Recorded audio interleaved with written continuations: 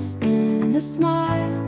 Love and compassion hand in hand. Forgiveness helps us understand. Infinite threads weaving hearts together, even miles apart. Through the laughter, through the tears, we find strength to face our fears. Infinite threads weaving hearts together, even miles apart. Hello again, my friends, and welcome back to Infinite Threads, where we talk about love, connection, and what it means to truly see ourselves. This is Self-Awareness Week, and we've been digging deep into what it means to recognize our own blind spots.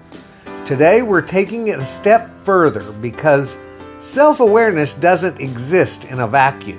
It's not just about us. It's about how we treat others, how we move through the world, and whether we're contributing to love or to division. Sometimes we get so wrapped up in our own lives, our families, our struggles, our beliefs, that we forget we are all one family. And sometimes, without even realizing it, we become the villain in someone else's story.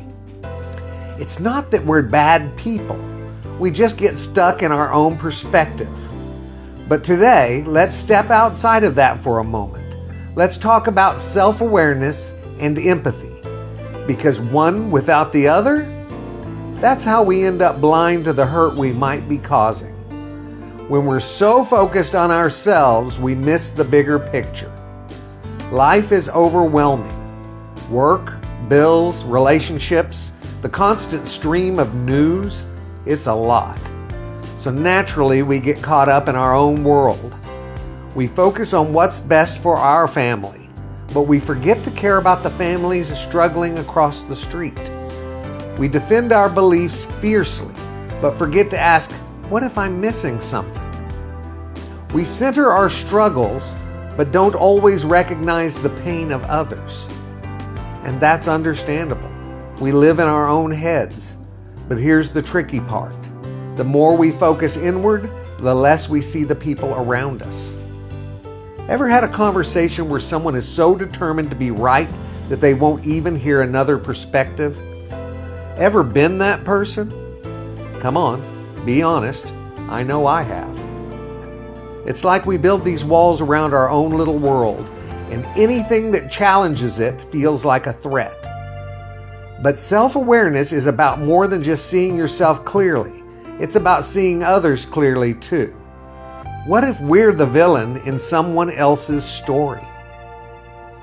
This is a tough one to swallow. Nobody wants to think of themselves as the bad guy. But let's be real. Have you ever thought someone was being unreasonable or dramatic, only to later realize they had a point? Maybe it's like an argument with a friend, a disagreement at work, or a political debate that got heated. At the time, you felt totally justified, but looking back, maybe you weren't as kind as you thought you were. We all love stories where the villain gets a redemption arc, but in real life, we don't always recognize when we're the ones who need one. So here's a wild thought. What if we made an effort to check in with ourselves? Am I acting out of kindness or just out of defensiveness? Am I listening or just waiting to respond? Am I making space for others or just centering myself? The hardest part of self-awareness is admitting that sometimes we're the problem. But the beautiful part, once we see it, we can change it. We're wired to protect and prioritize our own. That's natural.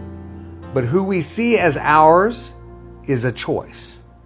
What if we expanded our idea of family? That struggling refugee, that's our brother. That single mom working 3 jobs, that's our sister. That person we disagree with politically, that's our cousin. They may not share our DNA, but they share our humanity.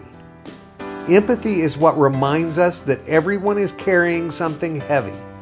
And when we practice self-awareness and empathy together, we start to see the world differently. We stop thinking, that's not my problem, and we start asking, how can I help?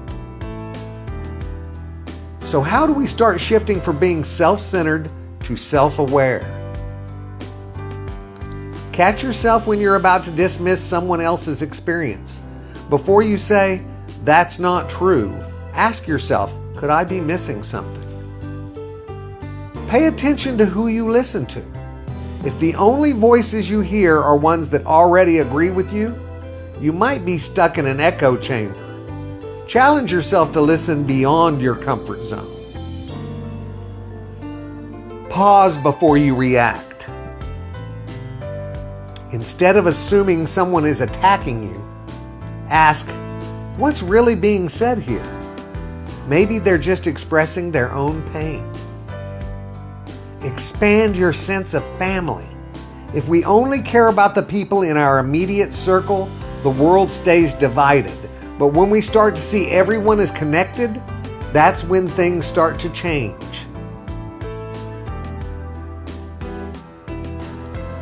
All right, before we wrap up, let's keep it light for a second, because here's the thing. Self-awareness isn't just deep, serious introspection. It's also about realizing how funny we are sometimes. Tell me if this sounds familiar. Ever said, I hate judgmental people, while judging someone? That's exactly what you've just done when you said that. Or ever ranted about how people need to stop complaining? Isn't that funny in itself? Because that's you complaining. Ever said, I don't have time for drama? While texting your friend about the drama? We all do this. And the best part of self-awareness is being able to laugh at ourselves a little. Growth doesn't have to be heavy. It can be joyful too. So as we wrap up today, here's the big takeaway. Self-awareness and empathy go hand in hand. It's not just about understanding ourselves better. It's about understanding each other. Let's try, just for today, to step outside of our own little worlds, to pause before reacting, to see the bigger family we're all a part of, and maybe, just maybe, to recognize when we might be the ones who need to change. Thanks for tuning in to Infinite Threads, and we'll be back tomorrow with more on this journey of self-awareness. Until then, stay kind, stay open, and stay aware. I love you all very, very, very much, and you know what I need you to do. Go pass that on. Later, Gators.